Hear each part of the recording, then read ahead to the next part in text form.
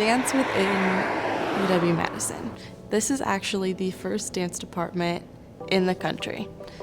It started in 1926 and was founded by Margaret Dobler. She's like my inspiration. A lot of my work that I do as a dance and kinesiology student follows after the work that she did. I'm Vivian Simpson. I'm a senior at UW-Madison.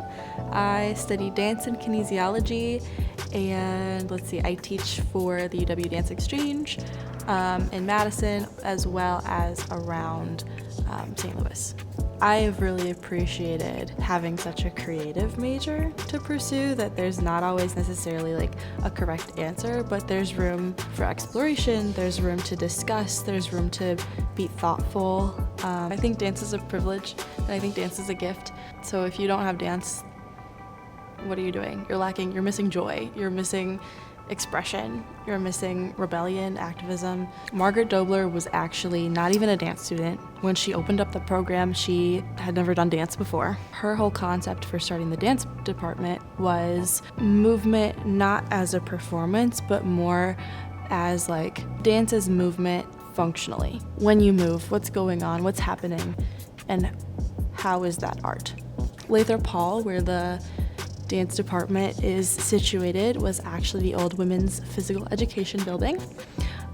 So a lot of our spaces were converted over time. From one of our studios used to be the swimming pool. One of our hallways downstairs used to be a bowling alley. This parlor has been around for 100 years, and Christmas parties would happen in here, and there's a lot of history in this space. Even our gallery, where you have all of these pictures that shows our history, like it shows that UW is proud to have a dance program with such like a robust like history. UW was also one of the first kinesiology programs in the country. So to have had Margaret Dobler focus her energy on movement functionally, and then for the dance department to be situated within physical education, which was situated within the kinesiology department. As a dance and kinesiology student, I have this really cool lineage and perspective from both majors about how they're connected historically. That's a proud history that I get to walk in the studies that I do here in UW-Madison that I wouldn't necessarily get to have if I were somewhere else. The opportunity to learn about your body and what it means to be an artist in such a visceral way. Our program is very historic, and so in 1927, it was kind of like the beginning of the modern dance movement. And so modern dance is a direct reaction to all of the constraints and the refinement of ballet. And so it was activism. It was a pushback, a rebellion against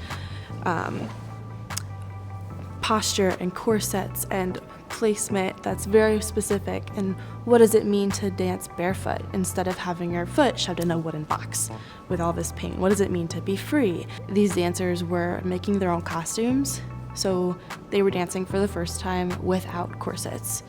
Free flowing costumes that they made themselves, which was actually seen as like quite scandalous at the time. And now we have, proudly posted on our walls.